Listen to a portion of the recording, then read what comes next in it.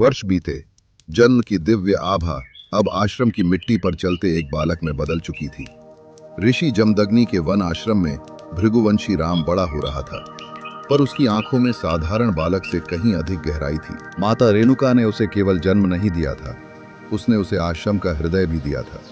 उसकी गोद में ममता, दिनचर्या में तप और स्पर्श में वो कोमलता थी जो आगे चलकर भृगुवंशी राम के भीतर छिपी कठोर अग्नि को संतुलित रखने वाली थी।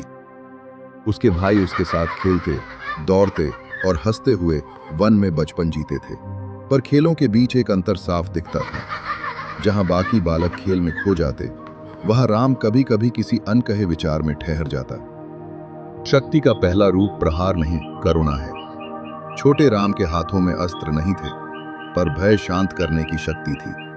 वन के पशु भी उसके पास निडर आते, मानो वे उसकी दिव्य पहचान जानते हों। ऋषि जमदग्नि के आश्रम में प्रेम था, पर पहले अनुशासन था। उन्होंने पुत्र को वेदों के स्वर, आसन की स्थिरता और दृष्टि की एकाग्रता सिखाई। उनके लिए ज्ञान सुनने की वस्तु नहीं, वो अग्नि थी जो मनुष्य की अशुद्धि जला देती है। उस घर में भूल छोटी नहीं मानी जाती थी, क्योंकि जमदग्नि जानते थे कि छोटी ढील ही आगे बड़े पतन का कारण बनती है। मंत्र का एक स्वर भी डगमगाता तो पिता की दृष्टि रणभूमि में चूक देखते योद्धा जैसी कठोर हो जाती। राम का बचपन तप में ढला। जल लाना, लकड़ी जुटाना, वेद अध्ययन, सेवा, मौन और संयम उसके जीवन का स्वाभाविक भाग थे। वही आश्रम उसकी पहली गुरुकुल भूमि और पहला रण क्षेत्र था। आश्रम में धीरे धीरे स्पष्ट होने लगा कि ये बालक साधारण नहीं। वो अपनी उम्र से अधिक भार सहज उठा लेता और उसकी पकड़ की स्थिरता बड़े पुरुषों में भी दुर्लभ थी।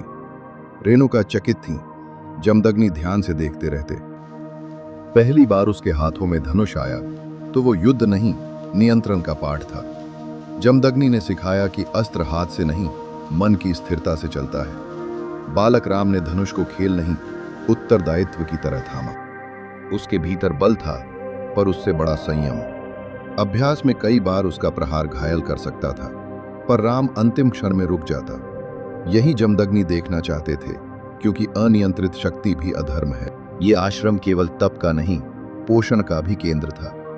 यहाँ अग्नि, जल, अन्न, गौ, वृक्ष और वायु सब पवित्र थे। राम ने बचपन से सीखा कि धर्म केवल शस्त्र उठाने में नहीं, जीवन की रक्षा में भी है। वन में आश्रम शांत था, पर बाहर संसार बदल रहा था। यात्री और ऋषि बताते कि राजाओं में विनम्रता घट रही है, शक्ति का मद बढ़ रहा है और धर्म रक्षक कम हो रहे हैं। बालक राम पहली बार यह असंतुलन सुन रहा था।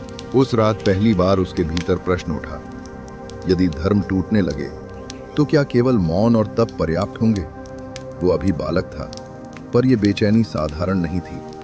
मानो भविष्य ने दूर से आकर उसके हृदय को छू लिया। जमदग्नि ने पुत्र की आंखों में उठती अग्नि देख ली थी। उन्होंने कहा, क्रोध तभी शक्ति है जब वो धर्म से बंधा हो, वरना वही पहले अपने ही घर को जला देता है। बालक राम के लिए ये शिक्षा नहीं, चेतावनी थी। कुछ वर्ष बीते। अब बालक राम केवल आदेश मानने वाला शिष्य नहीं रहा था। आश्रम के दीप शांत हो जाते, पर उसके भीतर का एक दीप देर तक जलता रहता। उस मौन में वो अपने मन की गहराइयों को सुनना सीख रहा था। जमदग्नि ने उसके हाथों में धनुष रखा, पर पहले दृष्टि की स्थिरता मांगी। लक्ष्य पर बाण चलाना सरल था, स्वयं पर नियंत्रण कठिन। पिता पुत्र में कौशल नहीं, संयम की जड़ें गहरी करना चाहते थे।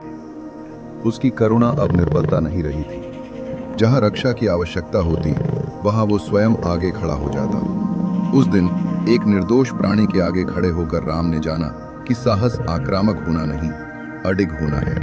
रेणुका ने देखा कि उसका पुत्र अब केवल आश्रम का बालक नहीं रहा। वर्षा और एकांत में वो स्वयं को तपाने लगा था। उसके भीतर जन्म लेती ये कठोरता माँ का हृदय गर्व से भी भरती थी, और एक अनजाने भय से भी। भृगुवंशी राम अभी आश्रम में ही था, पर अब वो पहले जैसा नहीं रहा। उसके भीतर तप, करुणा, अनुशासन और अग्नि साथ साथ आकार लेने लगे थे। वो कहीं गया नहीं था, फिर भी स्पष्ट था कि नियति उसके द्वार तक आ पहुंची है।